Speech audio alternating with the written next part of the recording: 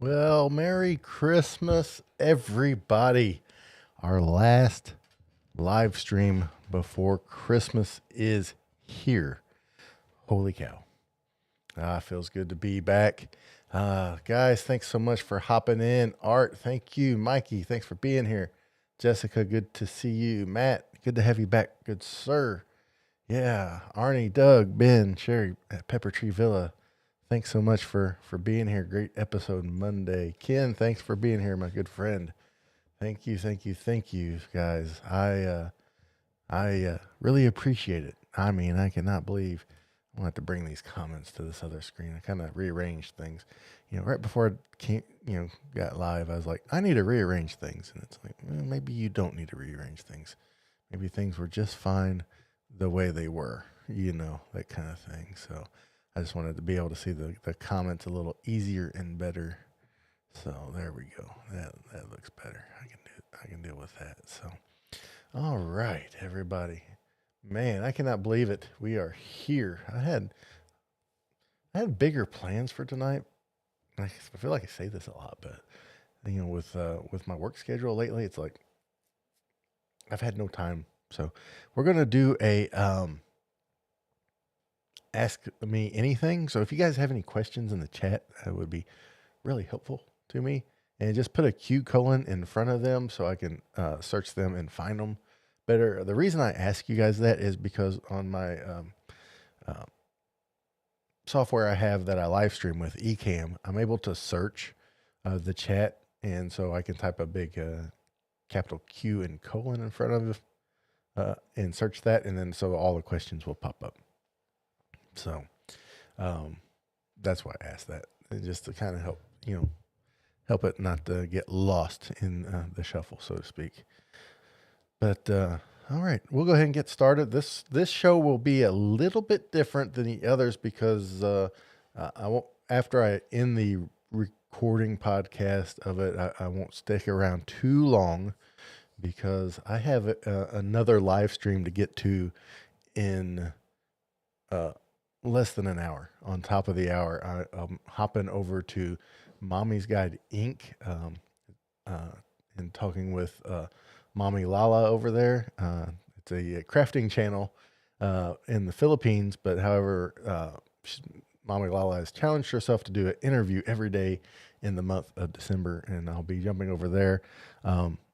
Holly, I posted in the moderator doc the link to that video, so if you guys feel so inclined, once this one, she found it so fast. And once this one's over, if you feel inclined to hop over there and listen to me chat some more, we'd love to have you. Love to have a good turnout for her. She's a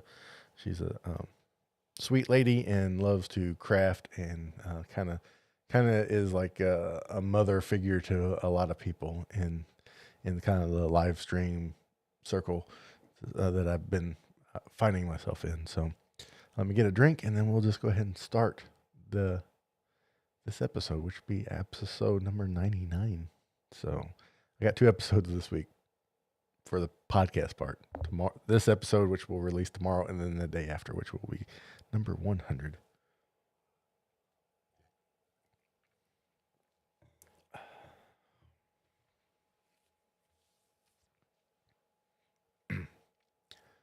Well, hello, everybody, and Merry Christmas.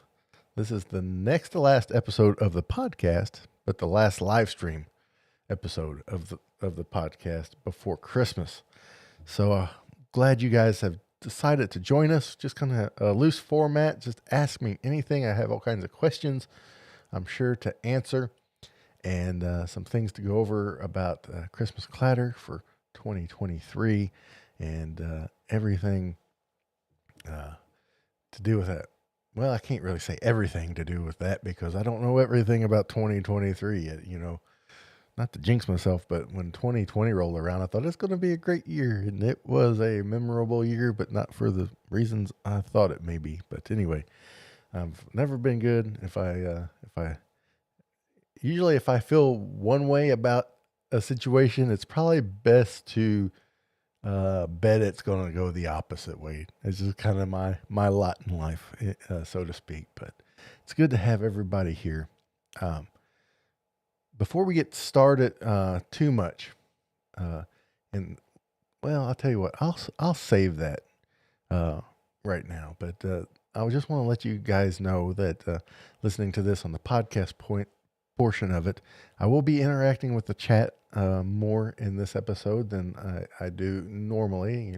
Every once in a while we have a episode that is heavy on the chat, and other times I just kind of let it roll by as I talk with somebody or something along those lines. So so we'll be more interactive in the chat, and I want to encourage you, if you can, to join us live on YouTube and be a part of a live audience, so to speak, as we learn, as we're building a Christmas community on YouTube and on podcasting at the same time. So I just want to say hello to everybody in the chat, to my wife Holly for being here and helping out as a moderator. Same to Ken, same to Roy, Tech Troublemaker, who's been on, to Arnie and Doug and Ben and Sherry of Pepper Tree Villa. Thanks for being here. Jessica for being in the podcast, and Art, to Matt, to Mikey.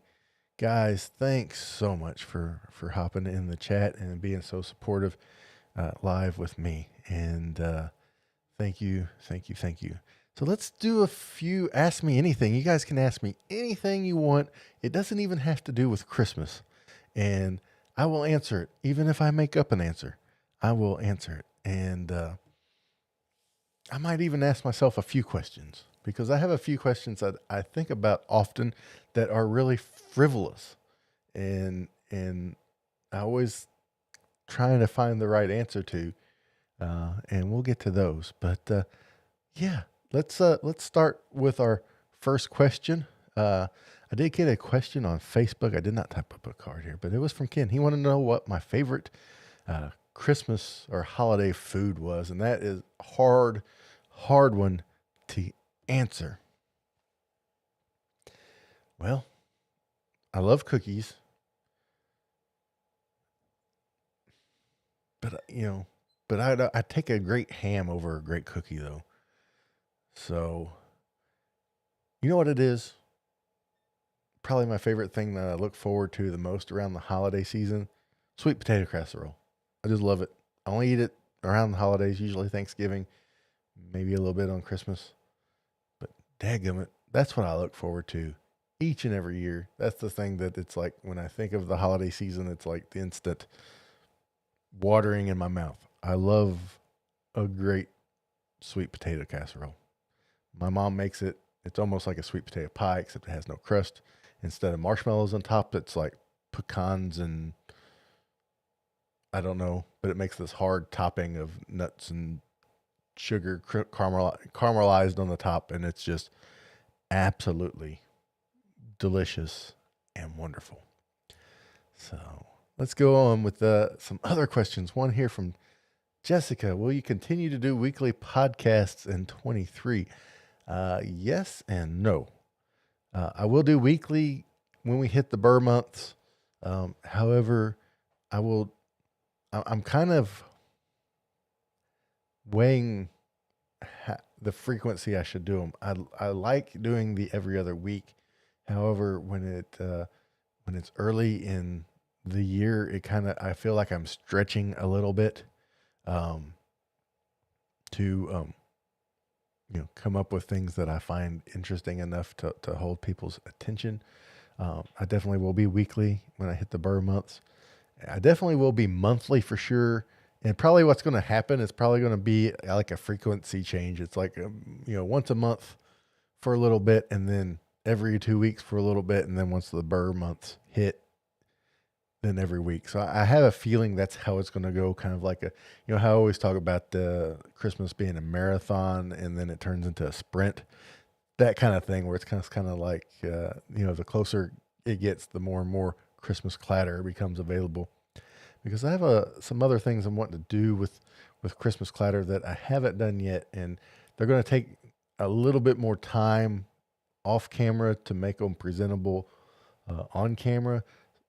So having an episode over me every other week kind of might hinder that, but it remains to be seen. I will be around much more than I was at the beginning of this year. I promise you that, because I will let you guys know I normally take a break January, February, but this year I will have one episode in January, and it's going to be a post Christmas blues roundup, just to make sure everybody's okay, kind of thing, you know. And so I will be doing that mid-January, probably the Wednesday after Martin Luther King Day, whatever that is kind of what I've earmarked. But um, so that's not really a direct answer, I don't think. But you know, I'll be taking some time off and doing some things. But yeah, we'll definitely be every other week for most of the year, and then as soon as late September, October hits, we'll be back every week again, for sure. I'm one of these guys that have a lot of irons in the fire and have a lot of ideas, and I think that everyone's great and deserves my full attention, and then I end up not really getting anything done. So I really have to remain focused on things. So, but stay tuned to Instagram and Facebook, and I'll be letting you guys know. So let me rearrange this thing here. Let's see. Can you read all that? Art likes to type big, so thinks he's all fancy with his reading and stuff. For those on the audio portion of the podcast, I'm sorry you just have to listen to me mumble about things you cannot see. Alrighty. Art asks, I've started my yearly reread of A Christmas Carol. And have you read the book, and what's your favorite Christmas Carol movie adaptation? Yeah, I've read it once. I'm not a big book reader by any stretch of the imagination. I've read it once. However, I do hear it every year.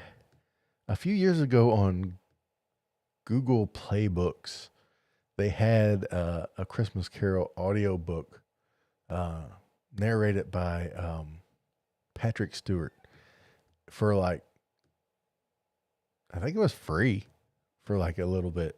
And so I nabbed it and got a copy. So I listen to Patrick Stewart read me the Christmas Carol every year, and so that's what I do mainly. But I did read it many years ago. My favorite movie adaptation, that's hard to press. I think the most nostalgic one for me is the one with his name slips me now. Played Patton. It came out in the 80s. George C. Scott, the CBS one for George C. Scott. That's the one that kind of gives me the most nostalgic feels, and I probably would pick that one as my favorite. But none of them really just stand out. I just remember that one every year as a kid being on the local CBS station because that's where my dad worked and that's all we watched, you know. So but that's the one I pick, and that kind of ties into that frivolous question I always ask myself, and it's like,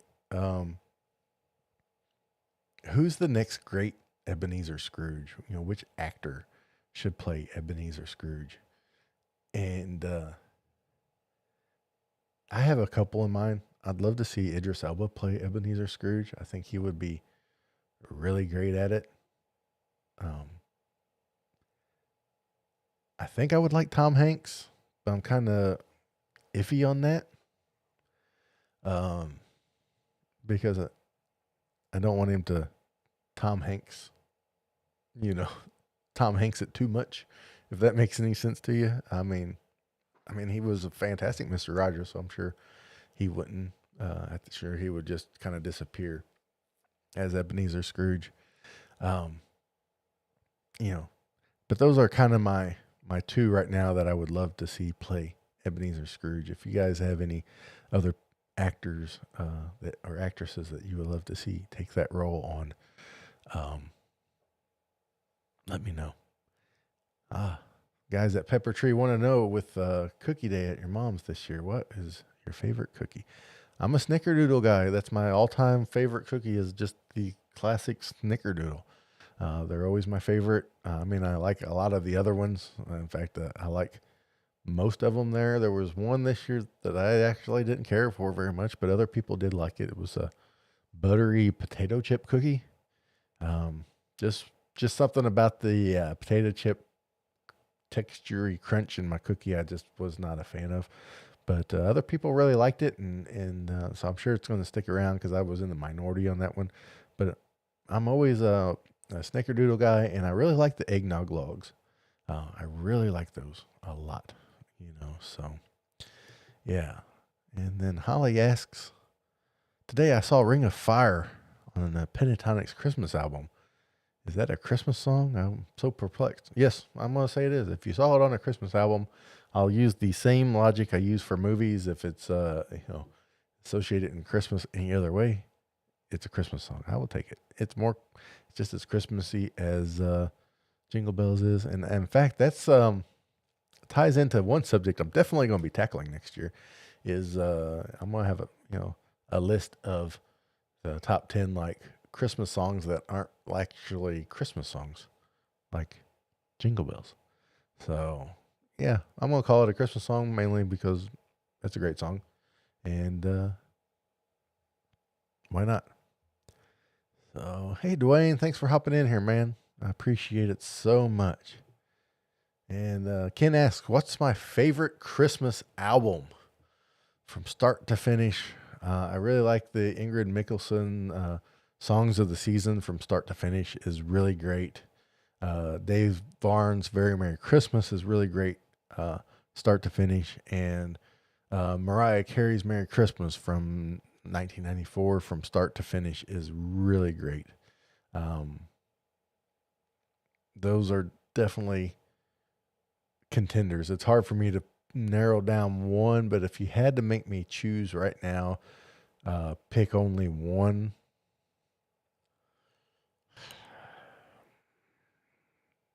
I'd take Ingrid Michaelson Songs of the Season. If you had to pin me down on one right now, this second. So yeah.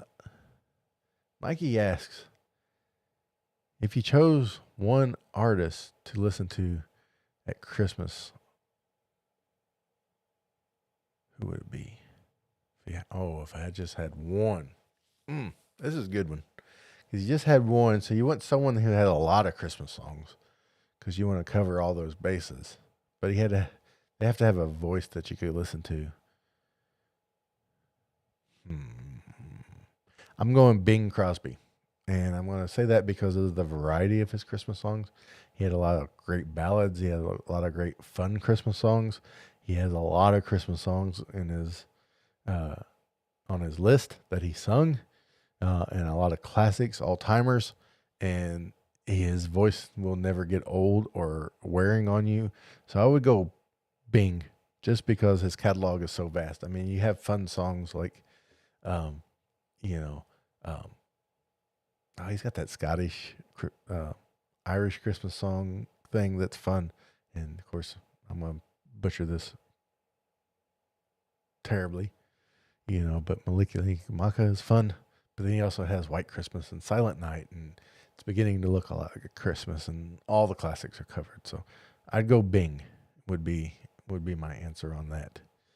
So, and Matthew asks, what is your favorite movie Santa? Mine's the one in Magic Christmas. Well, my favorite movie Santa I like the one from 1947's Miracle on 34th Street.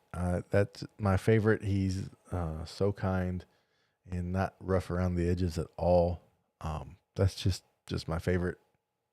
Actually, Oscar-winning performance. So that's the one I'm going to go with. So, and Mikey asks, what lights do you prefer for decorating for Christmas? Just whatever I can find. I do like the C7s, the classic big ones and incandescents, but the LEDs, in my opinion, have gotten so close to the correct hue of incandescent lights that it's really hard to tell them apart. I know years ago that the LEDs were a lot harsher and a lot like bluer, in hue than incandescents. They didn't have that warmness to them, and I get it. Incandescents are probably would be the way to go, but just from heat and energy efficiency and things, if you give me a great LED, I'm fine with it too. I will, when I buy lights, I will wander around the store and find an outlet to plug them in just to see, what they look like on, because I don't want to take them home and they'd be just terrible. So, all right. Arnie asks, as a mail carrier, what's the heaviest Christmas package you delivered? And the answer is 75 pounds, because the post office will limit the weight to 75 pounds. If it's heavier than that, you have to find somebody else to take it for you. So that will be it. There's a few times I think that people push that limit, but we don't see things that big and heavy very often. And not this last year in 2020, I spent most of the year like with a herniated disc in my back. So that now I have a dolly I keep in my mail truck, a little fold up one. I just wheel them things up and down people's driveways. I'm not hurting myself again, because that was painful and agonizing to go through. So, but yeah, the post office limits the weight to 75 pounds. So, yeah. Ken wants to know, as a mail carrier, do you have a dog chase story? I've never been chased by a dog. I have a few stories. The closest I've gotten close to being bit a couple times. Once it was the middle of winter and I was bundled up head to toe, just my eyes showing because it was so cold outside. And this guy was walking his dog, and this was a big monster dog, pretty nice neighborhood of town. This dog was bred to hunt, but they took it to Africa with them on safari to hunt animals in Africa. And we met at a corner. Of course, there was a building that kind of blocked our view from each other. And before I know it, the dog jumped up and bit at my chest. But luckily, I had so many, it just got my coat, kind of ripped my coat a little bit because I had so many layers on. And that was pretty terrifying. And the other time that I was close, I mean, I have lots of dog stories, but the other time I was close to getting bit was from a Rottweiler. There was a special needs boy that lived on the route I was delivering, and they had this Rottweiler that, just didn't like mailmen at all. And they had one of those screen doors with the spring on it. It didn't really latch. Well, I delivered the mail and got back to the other side of the screen, and I saw this boy come out and get his mail, and he went back in but didn't shut the door because he was just so excited because he had gotten a package in the mail. And just a sweet boy. It wasn't his fault. Well, that dog took full advantage, charged out the door. I grabbed my spray to spray it, but in my haste, I didn't realize that the spray was spraying directly to my hand.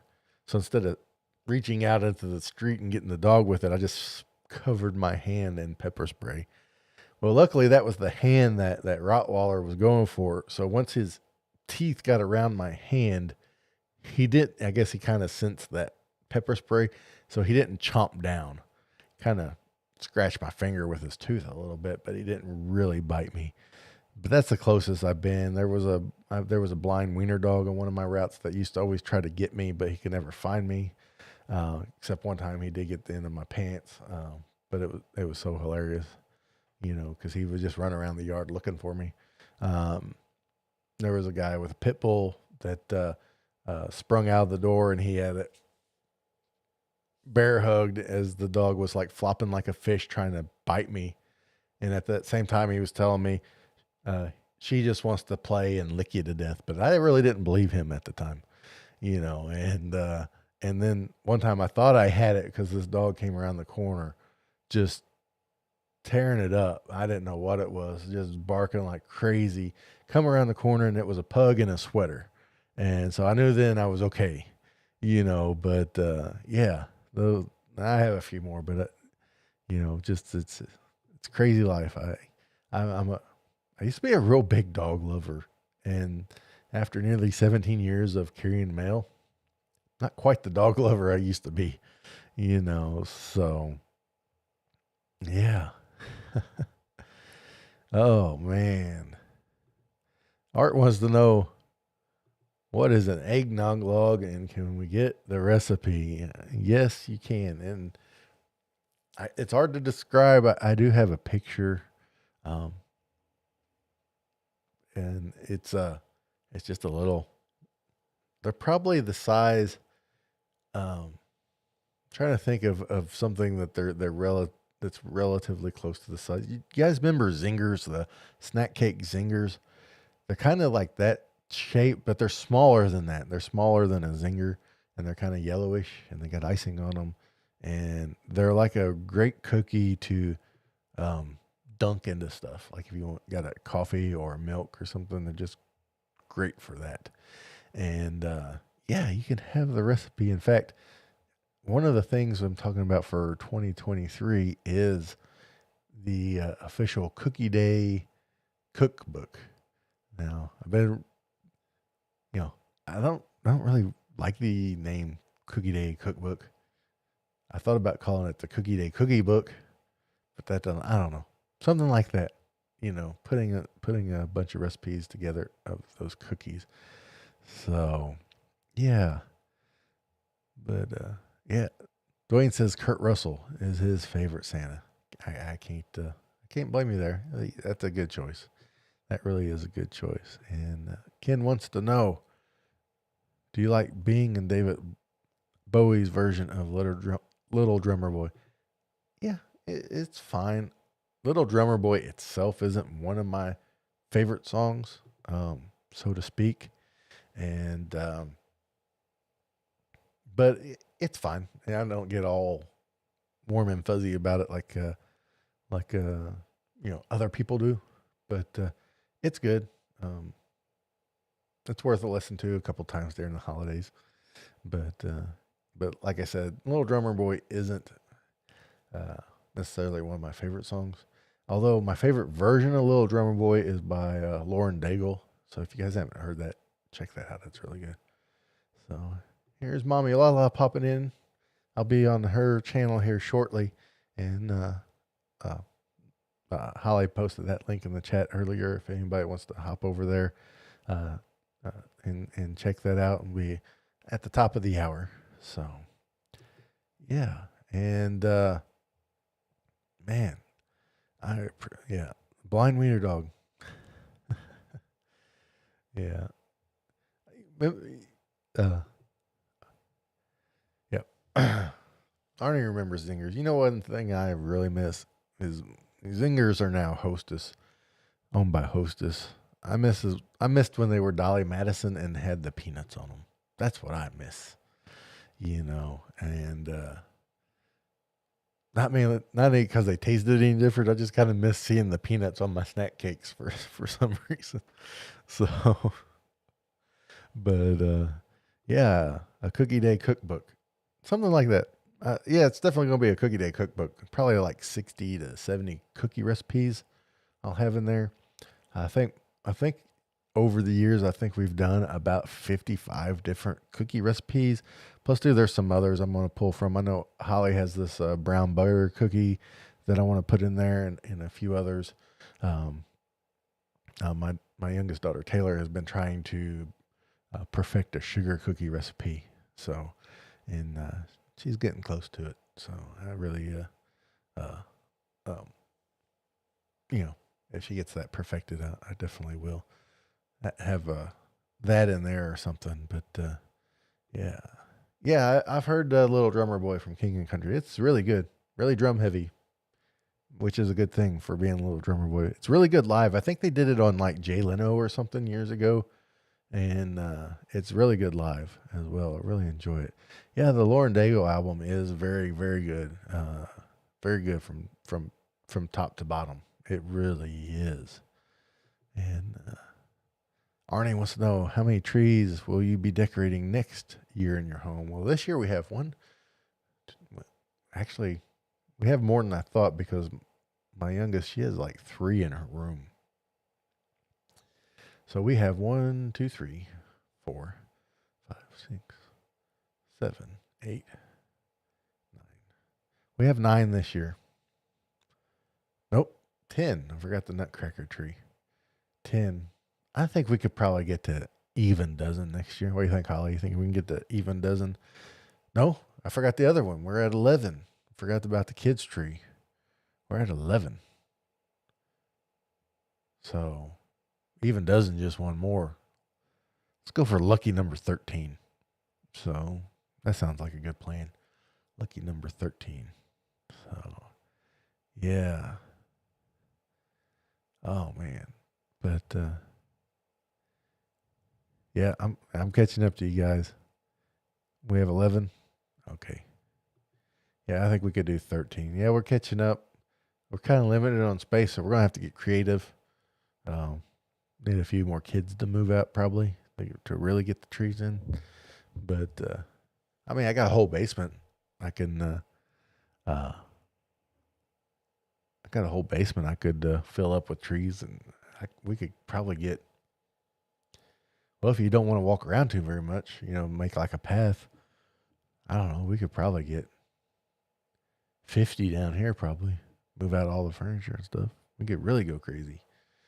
I probably won't get that nuts yet, but guys, I appreciate all your questions. I'm going to kind of move on from the Q&A part here, and I want to talk to you guys about something. It's something I've talked about before, and I just really want to challenge you on it. If you saw my thumbnail, I said something about the See You Under the Stars challenge, and my friend Ken had introduced me to this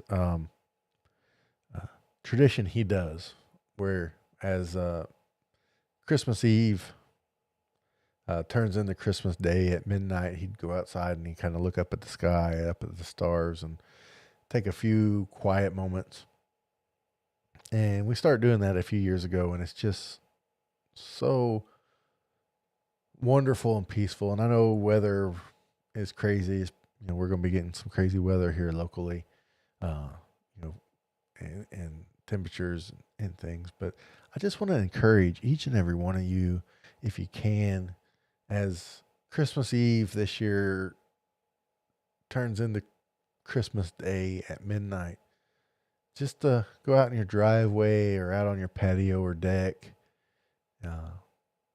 and take that, extra 5 minutes or so and just kind of look up, look at the stars if it's not cloudy. Even if it's cloudy, just kind of look up and see what you can see, and take a minute just to kind of, reflect on the year, think about the year ahead, and then let Christmas be Christmas. In that moment, just let Christmas be Christmas, and let that peace. There's just something about that midnight Christmas Eve and the Christmas Day that it's just a little bit more quiet and a little bit more calm outside. And take a big deep breath of that clean night air, and just remember that we're here to serve one another, and we're here to give a helping hand and give a little bit of hope. So guys, I mean, this year has been a whirlwind of a year. I don't want to bring it up all the time, but I took 6 months off because last Christmas I got sick with COVID hard. Man, my wife, my whole family did. My mom and my sister. We lost an uncle in December from it.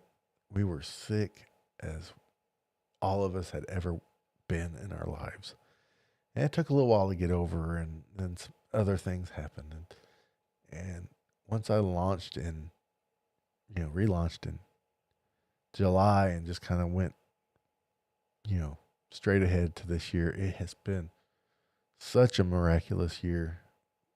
Doing new things here at Christmas Clatter, building a community here on YouTube and on the podcast, and then, meeting and getting to interact with new friends now, like Tech Troublemaker Roy, and especially the guys at Pepper Tree Villa. It's been an honor to be a part of their community, and they've been so supportive. It's just it's been great to see. And as I leave this part of YouTube here, guys, just thank you for another great year at Christmas Clatter. We will be turning 5 years old in May of 2023. And if you're listening on the podcast, join us again as we journey to Christmas 2023 next year. And until I see you again, keep Christmas hope alive every day. All right, guys in the chat, thank you so much for asking all those questions and keeping me rolling. I really appreciate it. And thank you guys so much for encouraging me and being here every week with me on YouTube. I cannot wait to, interact with you all again on the chat. I will be back. This is the last YouTube live stream before Christmas. There is a podcast episode that is not going to be on YouTube. It'll come out Friday the 23rd. It's our special Christmas Eve episode. Now, I know it's the 23rd, but I always release it on the 23rd. That way, people have plenty of time to get it listened to before Christmas. And then I'll be on Instagram and Facebook mainly. Through the holidays, I'll take a little bit of a break, get some puzzling done. We didn't get to puzzle last year, and I missed it. So this year, after Christmas, that week between Christmas and New Year's, I'm just going to walk up to the kitchen table, and whatever's on it, I'm just going to knock it off on the floor, and we're going to break out a puzzle and turn on our Christmas crooner radio and see which pieces we can get fitted where. And after a crazy couple months at work, I am so ready for it. But we'll be back. We're going to do a special January episode. And like I said, probably do one episode in February, in March. And then once Hallmark releases the Dream Book, then that's probably when I'll start going more frequently. That's kind of my plan. I'm going to give you guys a little insight for what I have planned next year as a special bonus for being here with me live. And I tease it in the podcast episode that comes out on the 23rd.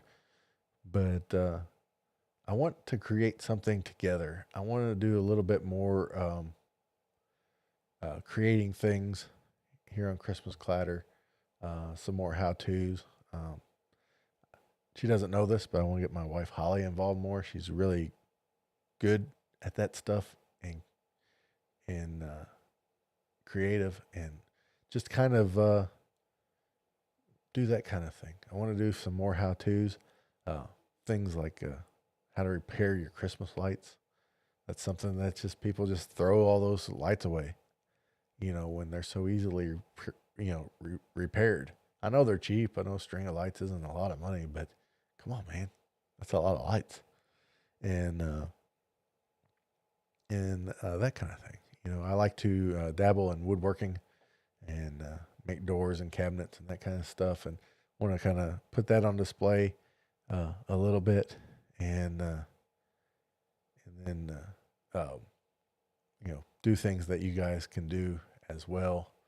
I want to encourage people to do something, to try something they've never done before. And I don't know why, but I'm really thinking about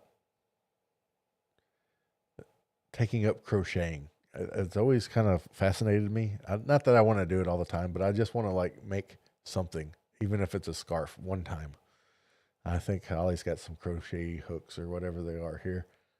Like I said, even if I just make a scarf, I would love it. And I want to encourage people to do things like that, and even if you know how to crochet, there's something you don't know how to do. I want to do more recipe stuff. I early on Christmas Clatter, I had a Facebook group called the Christmas Clatter recipe exchange or something like that. I want to kind of breathe some life into that, especially with the Cookie Day cookbook coming out. I think there's a great chance for a community to come together for not just Christmas recipes, but for holiday recipes, um, and that kind of thing. Because there's one thing I've been trying to do for years. I'm a big Chex Mix guy. I love making Chex Mix around the holiday, but I like it sweet and spicy. And I've been trying to find this perfect Chex Mix recipe, and I've tried to do it myself, and I've gotten close, but I can't perfect it because a lot of times I get in a hurry and I just throw stuff together and don't pay attention. But I would love to have a um, sweet and spicy Chex Mix, almost like a General Tao's sauce on a Chex Mix. I even tried using like the Asian Zing from Buffalo Wild Wings to make Chex Mix, so some things like that. I want to start creating things, whether it's a food or a recipe. I want to encourage people to do new things. Me and Holly have tried new things this year. The way, the guys at Pepper Tree Villa really encouraged us to kind of step up our decorating game, and we tried some new things and did some new things, and it was great, and it turned out wonderful, and we were so happy. And so now I want to take that and spread it, out even more, and to get people involved. There's Holly says it in here. I've lost the comment now. I'm sorry. Here it is. Crafting is stress reliever for her, and it's true. And being creative and getting your juices flowing in that direction is a great stress reliever for just about everybody. Just to kind of refresh. So yeah, yeah, and so that's kind of the direction. It's not fully lined out, fully flushed out quite yet. However, that's what I'm going to be working on and getting tuned in and all that. And the guys at Pepper Tree said they celebrate Christmas on our show at PTV around the 25th of every month. And oh yeah, the monthly, yeah, the 20. That's awesome. I think the 25th of every month is known as Rudolph Day, and the trick is you're supposed to plan a little bit for Christmas every 25th of the month. That way, when Christmas comes, you're ready to go. But guys, thank you so much for being here on YouTube and being a part of these live stream episodes. Again, this will be the last one for a while. I won't have one next week. It'll be in January, mid-January sometime. Just need to take a little bit of a break and a rest, not from the podcast, but also work will slow way down. So I need to kind of recharge my batteries and spend the holidays and stuff with my family, and especially the time after the holidays. I have a few days off right after Christmas in a row, and I'm going to soak every minute of it up because that week between Christmas and New Year's is like my favorite. And thank you guys so much. I can't thank you all enough. Remember, if you want to hear more from me tonight, I'll be over on Mommy's Guide to Ink, Mommy Lala, here in just a few minutes, about just right at 15 minutes or so, a little bit less. And you guys can hop over there and join in the crowd. They have a wonderful audience over there. And I can't thank everybody enough. I just feel like I just say thank you, and it's not adequate enough. However, guys, until we meet again, remember, keep Christmas hope alive every day. And you guys have a very Merry Christmas and a Happy New Year.